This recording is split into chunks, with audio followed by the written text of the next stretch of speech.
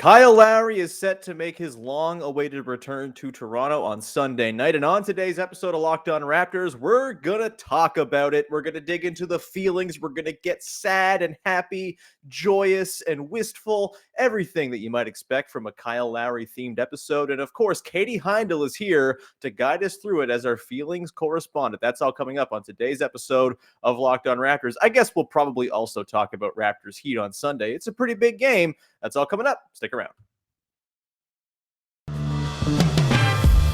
You are Locked On Raptors, your daily Toronto Raptors podcast, part of the Locked On Podcast Network, your team every day.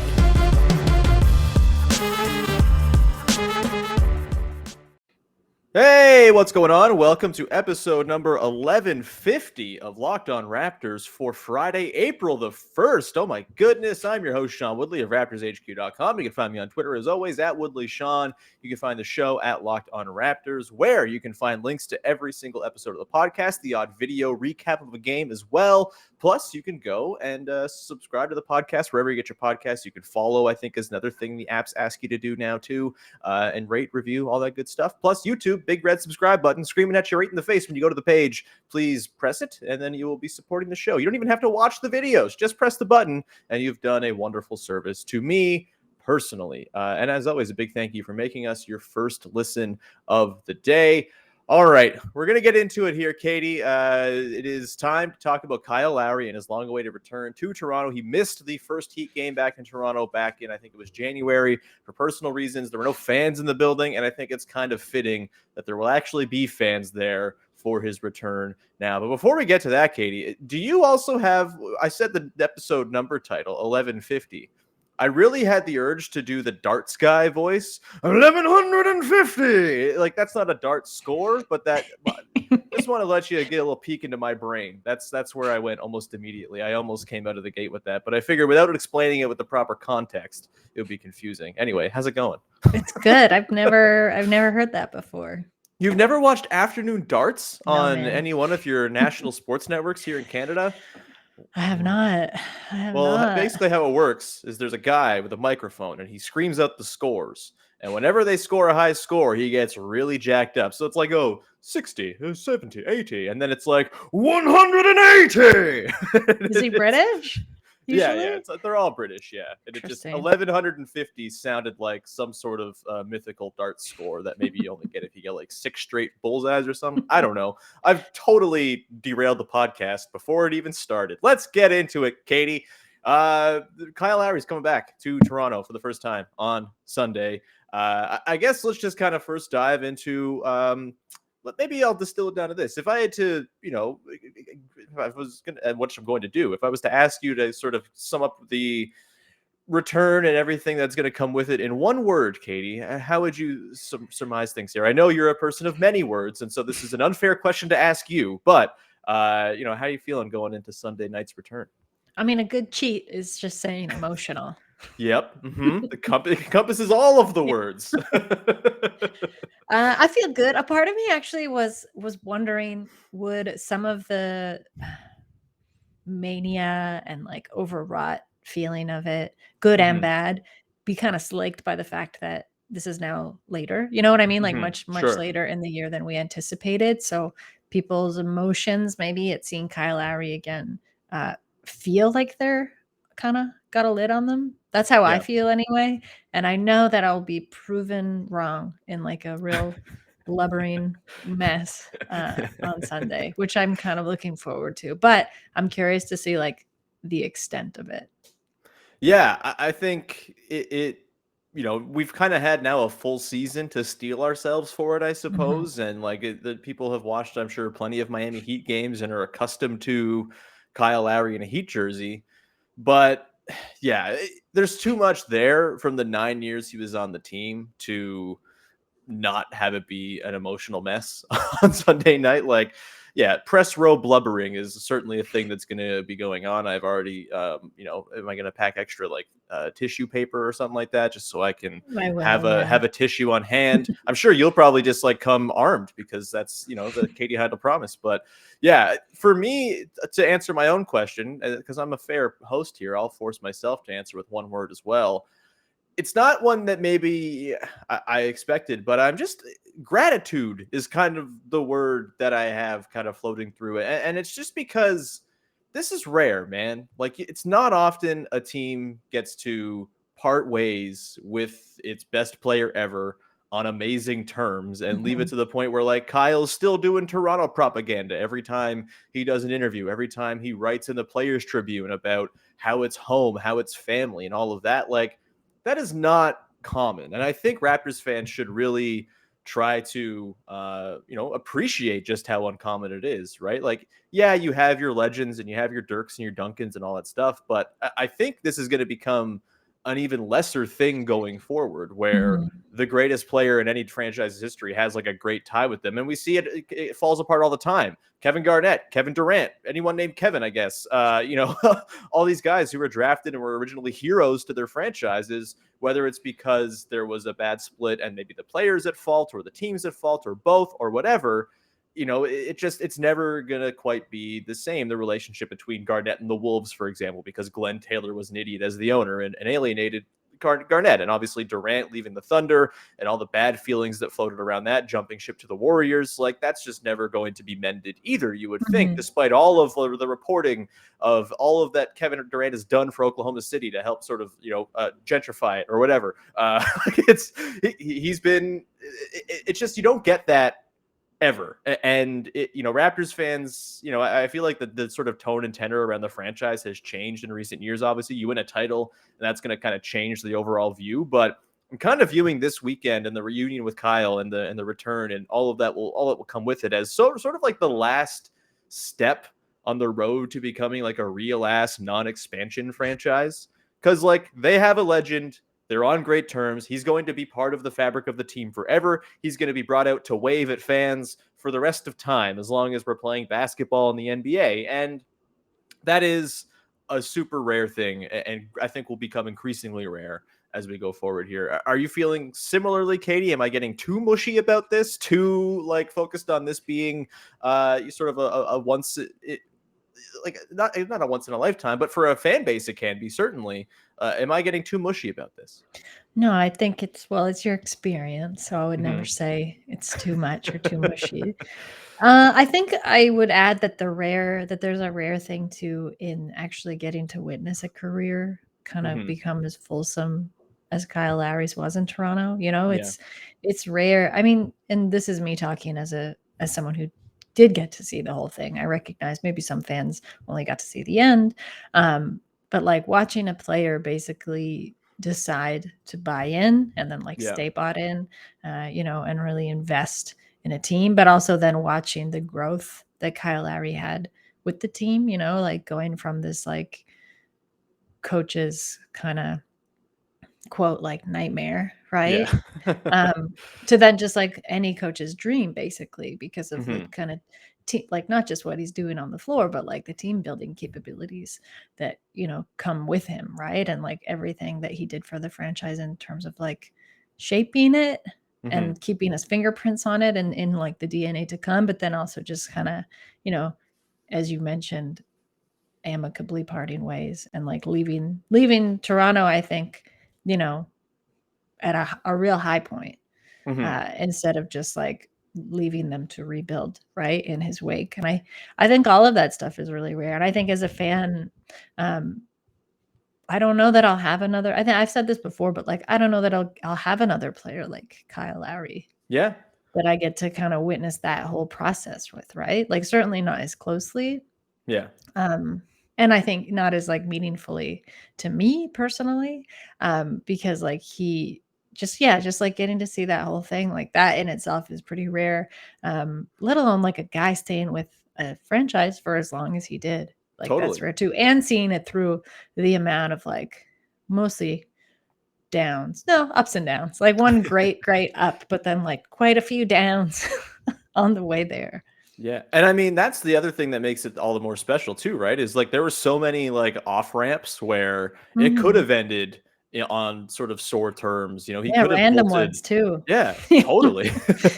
Random early ones. Yeah. The Knicks trade, they lose to the Nets in 7 games and he's a free agent. And, the Heat were coming calling, and they had freaking LeBron James. I guess LeBron was leaving, so maybe he wasn't coming, but maybe he wasn't calling at that point. But still, the point stands. Like the 2017 sweep at the hands of the Cavs in the second round, where that series ends, I believe, with Kyle going out with an injury, doesn't play the last 2 games, and you're like, well, that's probably it. Like, all right, he's going to the Spurs or the Wolves, and that's going to be it. And then the Spurs signed Jeff Teague, and the Wolves signed Jeff Teague, and the Spurs don't offer a deal to Kyle that's of his desired amount, and he ends up back with the Raptors kind of because it was like the last resort choice. And then everything kind of blossoms out of that comes over the following years, and he just kind of cements it. It's and that's the thing too. It's not like a Tim Duncan thing, right? Where he's preordained the first time he's out of the gate in his first NBA season, he's an MVP candidate, and they win 1 million games, and they go to the finals the next season. And it's just kind of, well, he was always going to be this. Like, this was not always going to be Kyle Lowry's path by any means, and it really took a lot from him to decide that he was going to alter the path of his career. It took a lot for the Raptors to buy in on a guy who, there were plenty of reasons not to buy in on him until that 2013-14 turnaround. And it's just, gratitude, man. I'm very thankful that it's happened this way. And you're right. Like, Scotty Barnes very well could go on to become the best Raptor of all time. He's that talented. He's got an early head start because he's starting his career with the team. And honestly, I think like Barnes and the quality of this year's team makes the whole, passing of the baton even that much more gratifying, because you can see the imprints and the fingerprints of Kyle Lowry all over the place on this damn team. It's crazy. But yeah, it's just Barnes. It's always going to be a thing. It's sort of like people who grew up with Michael Jordan as like the be all end all of the NBA. You're ultimately going to sort of fall back on the nostalgia of it all. And Scotty Barnes could go on and be an unbelievable, multi-time all NBA player and NBA champion someday. Who knows?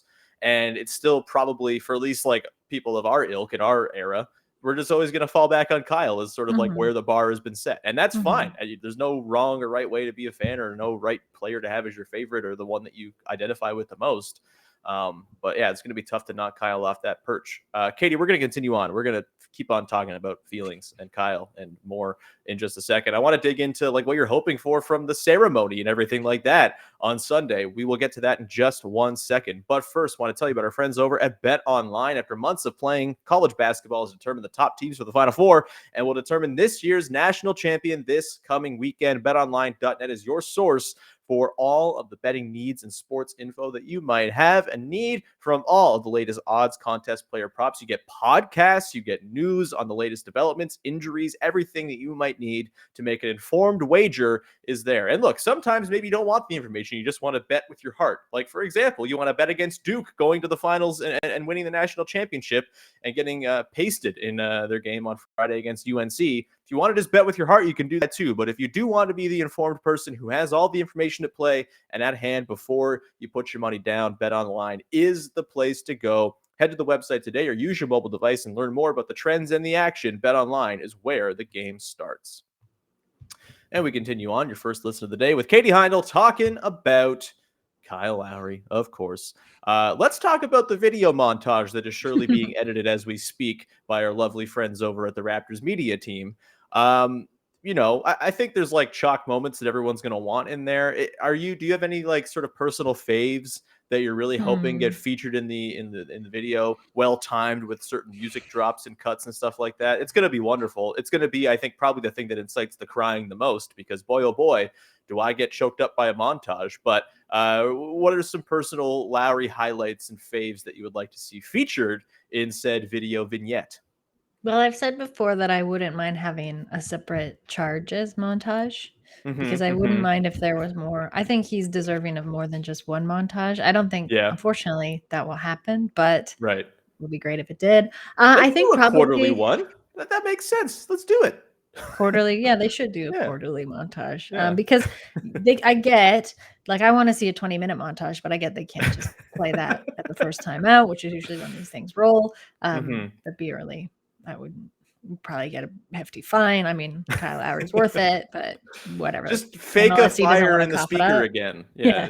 Sorry, we gotta be careful here. Sorry, we'll put this up while we check out this fire. But I think if they have a montage about some of those lean years we were mentioning before, if they don't show the Kyle Lowry like being consoled by DeMar, And when that missed shot in the Nets game, I'd be pretty remiss. I think that absolutely has to be in there. I'm combining words. I almost said absolutely. It's absolutely gotta be in there. It's Friday, and I'm off from my day job. I'm in vacation mode. Apologies to the appreciators of sound grammar out there. But either way, yeah, the miss, the block. Maybe we can like blur out Paul Pierce's face because I don't need that soiling my good time. But yeah, you got to have that in there as sort of like it's the hero's journey, man. You got to get the part where he's knocked down first and has to pick himself up. And like, in the still, window, I think, behind DeMar at All-Star photo yes. I really hope there's a lot of just sort of like the goofy sideline stuff. I know there's going to be plenty of highlights. There's going to be a million pull-up threes. There's going to be, the start of game 7 or game 6 against the Warriors where he scores 11 out of the gate and he's just completely taken it. Obviously, we're going to see the clip of Serge Ibaka grabbing the trophy away from the billionaires and handing it to Kyle to lift it triumphantly. That'll be probably the closing shot. We're going to see him getting the Lowry chance at the end of game 6 against the Bucks too. But yeah, if there's like sort of lower moments aren't in there, and if the sideline clips, like with the towel over his face, with the making fun of his DeMar whole body, like I remember for a while he would just like a mummy. He would just I don't know what is some Alex McKechnie voodoo for sure. Just go put some towels on, or like when he would wear a towel as a headband, or like the towel around his head to cheer for everybody. Yeah. Maybe the third quarter first time out video should just be towel related gimmicks from Kyle Lowry. This is already this is good because this is like you got the charges montage. You could have like the towels and bench antics montage. You could have the serious, more like, in-game clip montages. That's already 4, so there you go. 100%. Your quarters. I really want the USC baby one where he's making fun of DeMar's inability to do basic math. That one's really great.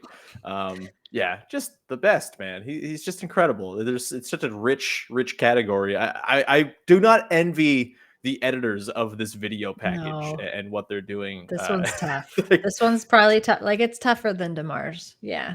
Yeah. The cutting room floor is going to be just the most flooded. Beautiful flooded cutting room floor of all time, assuming they're taking little clips of tape and of course they are. It's all analog. That's how it happens. Our boy Randy Urban knows how to do it. So let's pivot towards like what you're hoping to see from like the fans during the game. Obviously, Raptors fans, have been known for their booing dudes throughout entire games. Obviously, that's not going to happen with Kyle. It's going to be the exact opposite of that, I would expect. But like.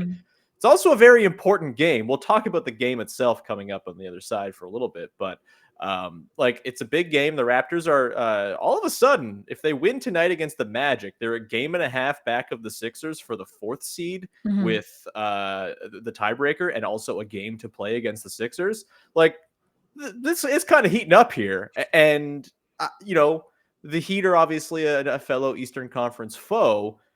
Do Raptors fans just cheer every time Kyle touches the ball? Is that weird? Is that like some uncanny stuff that maybe the Raptors are not going to like appreciate? Like, what do you think is proper fan decorum as it relates to appreciating and lauding Kyle Lowry on Sunday?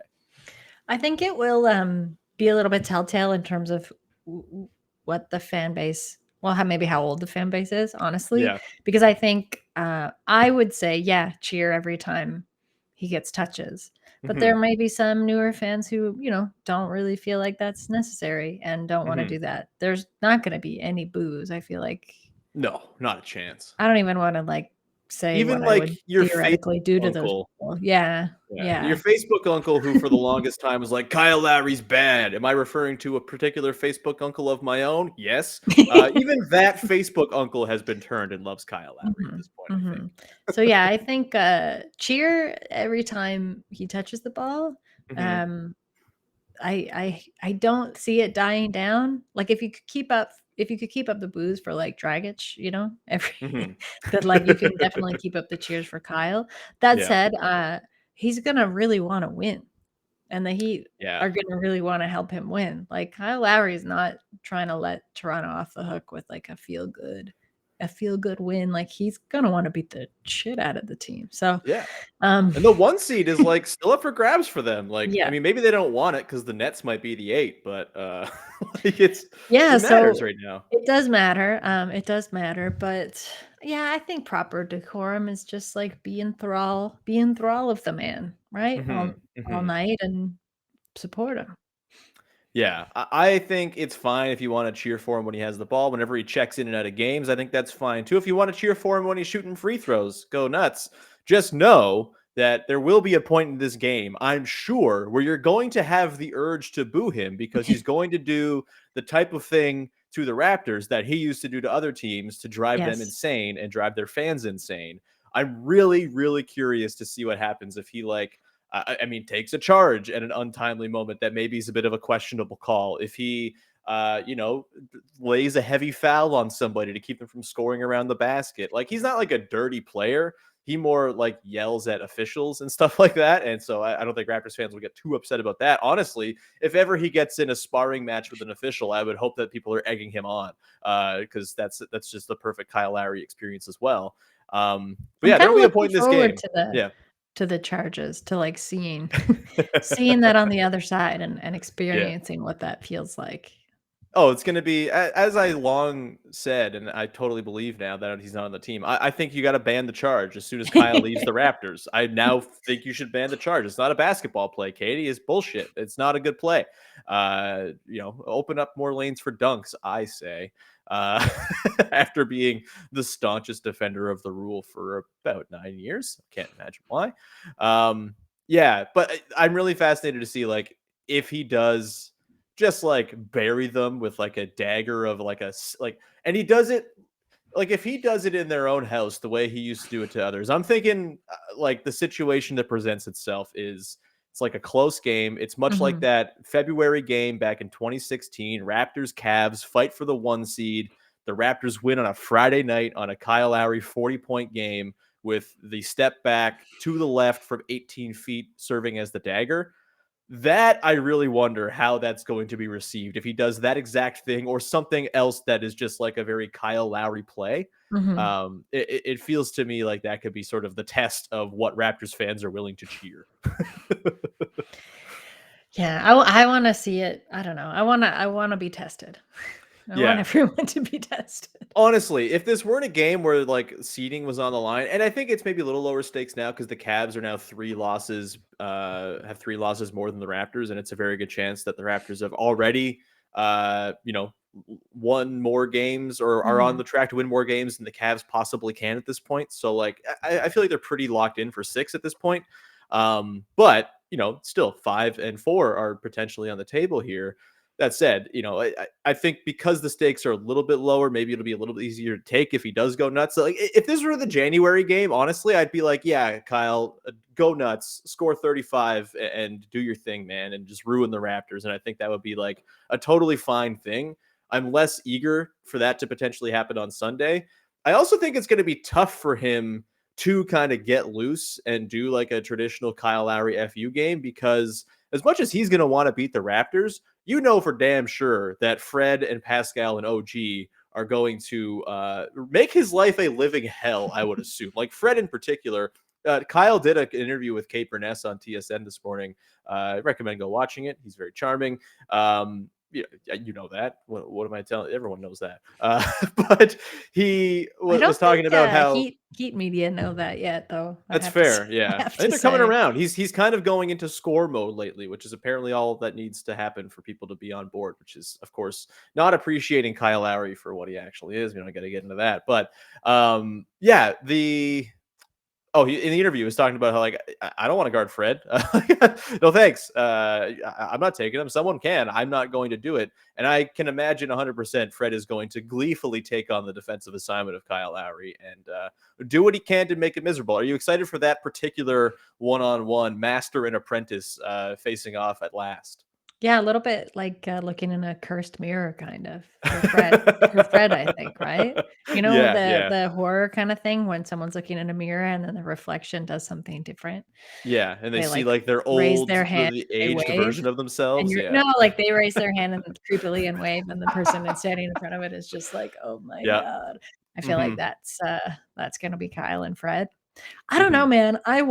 I really want to see him have a revenge. Like DeMar got his revenge game. Kyle doesn't need to take revenge in the same Yeah. way DeMar Did DeMar did. get his revenge game though? He got his ass stripped Yes. by Kawhi and Lowry at half No. court. His And first game he got his revenge game. his first game in San Yes. Antonio, Yes. not in Toronto. But his first game Yeah. against the Raptors, he got his revenge game. Yeah. Not in Toronto. I didn't like that happening. I don't want to talk about it. Yeah, I there's thought so it was much. There's a lot to rude. unpack in that Yeah. one.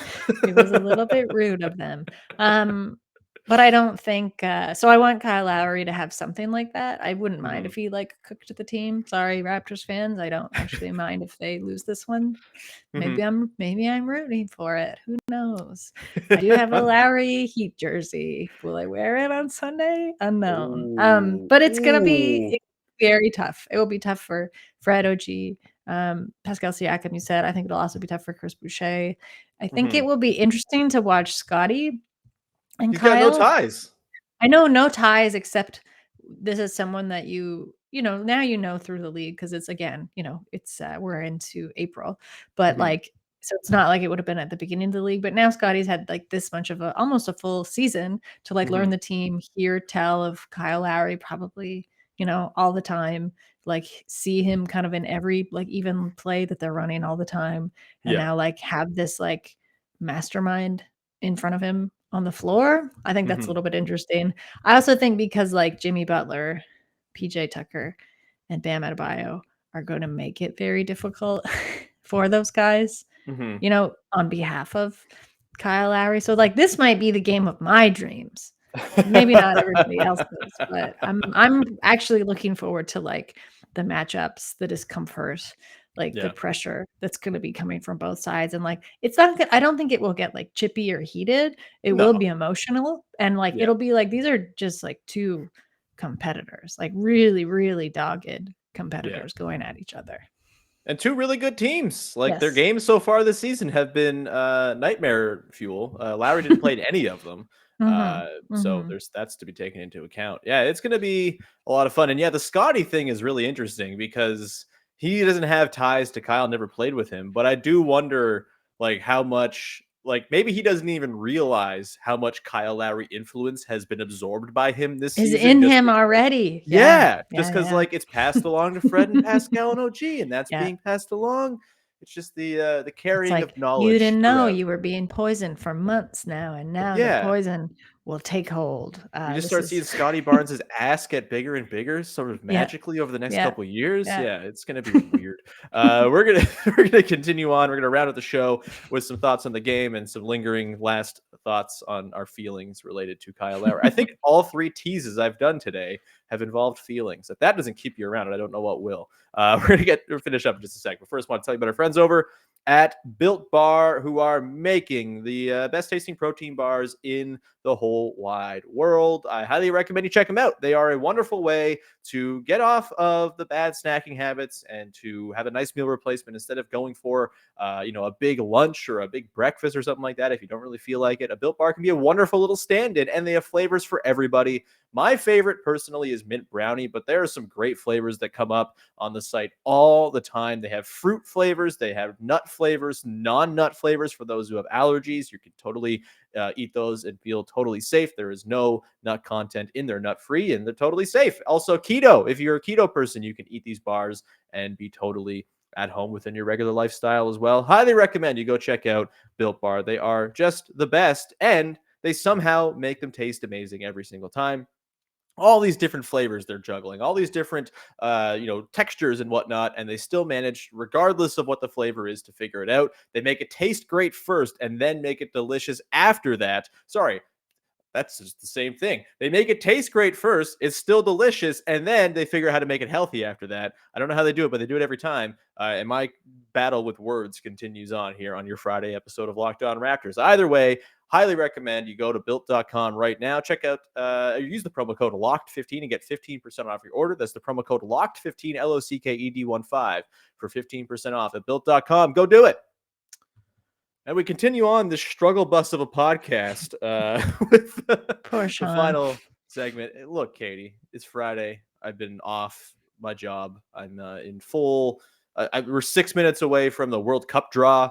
That's got me stressed out. We got to get out of here before that comes to pass. So last lingering thoughts, Katie. Do you have any thoughts on the game itself? From the Raptors side of things at all? The Heat are obviously a very good team. They have struggled of late, of course. They did beat the Celtics this week with most of their guys, not Robert Williams, but they did beat the Jason Tatum and Jaylen Brown having Celtics earlier, I think it was Wednesday night.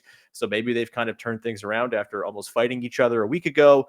I still think the Heat, to me, are the team I'd most like to play in the first round when it comes to just matchup.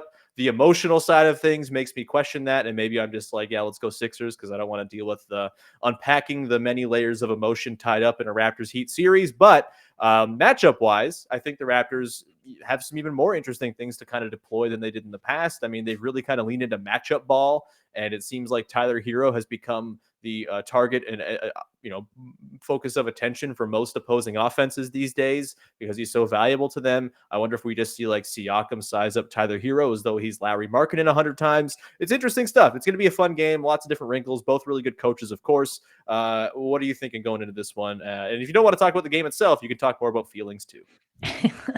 I don't want to see the Heat in the first round. Absolutely not. Mm-hmm. I even for the emotional fallout, but for the matchups, I also don't want to see. I think in the way that the Raptors have been getting better and more adept, I think in their matches and like the mismatches they're kind of willing to throw out there and like being comfortable with being uncomfortable. The Heat have been like that all along. Like that's how the Heat play basketball. I think like you can even just like look to that little dust up or whatever you want to call it last week and see that like that it was so uncomfortable and would have been for so many other players, but they're just like, yeah, just a group of gnarly dudes or whatever Spo said. And they didn't really care that much. And I think they're fine now. So the Raptors have improved immensely. Like this would have been actually a game I was probably worried about just being the team getting embarrassed in. That's not going to be the case on Sunday. I will say that. I'm not even going to touch wood. I will say it will not be an embarrassment game. And I think it'll also be like, regardless of how the playoff seedings shake out, I think it'll be a good testament to like what a postseason Raptors team can look like, Totally. Yeah. Just this kind of like cagey, really up close, really like, again, uncomfortable competition, because that's what any series is for like 5 to 7 games, like the pressure like never comes off. So I think the Heat are a good barometer for that, honestly. Yeah, I mean, I think the Raptors' schedule has kind of lightened up a little bit compared to what it was about a month ago, where they were kind of going through murderer's row. But they've had a lot of really important games, right? Like just every game has weight to it because of the standings and wanting to avoid the play-in and the net specter and all of that stuff. Like there's been a lot of stakes and a lot of juice to these games they've been playing. And they beat the Cavs pretty handily. They came back after a really tough start against the Wolves and beat them. They powered through like a really sort of subpar effort from like 9 of their guys on Monday against the depleted Celtics to pull that one out through the powers of Pascal Siakam and Thad Young. They've had a lot of tests here, and I think that's really valuable. And I wonder how that kind of plays. You think back to other seasons, right? Like where the Raptors win a lot of games. They win 59 games in 17-18, for example. They cruise into the postseason. They were still like chasing 60 wins, but it wasn't like anything was serious. They had locked up their seeding and all of that.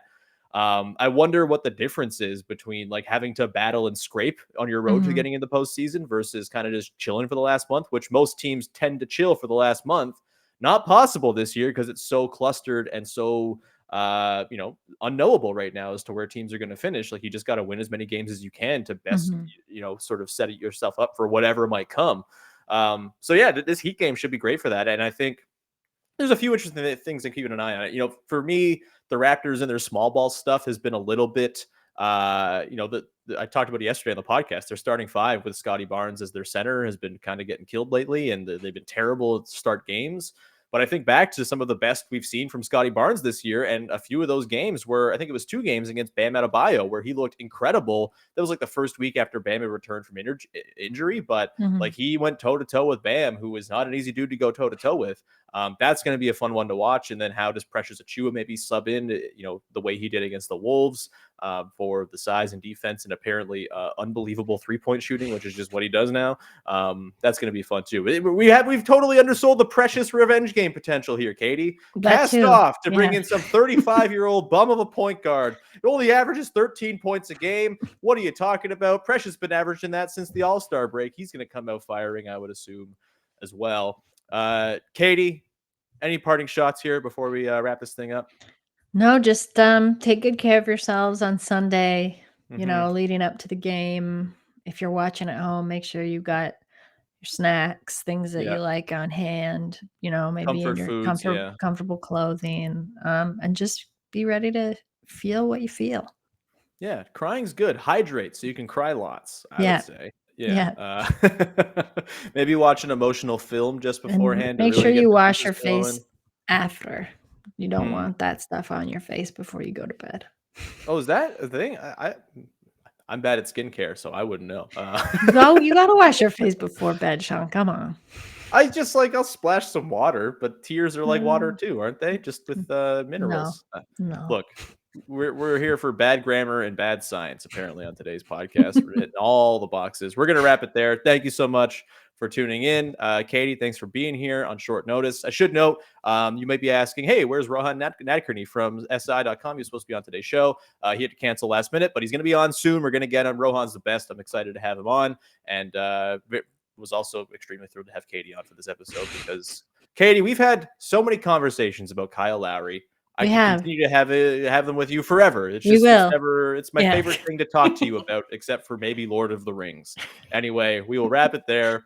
Thank you so much. Enjoy your weekend. Enjoy Kyle Lowry night. Enjoy the game against the Magic that's happening tonight that we've totally glossed over because it's the Magic. They're going to win, I would think. They lost last time they played Orlando, but I don't think they've laid a stinker since that game.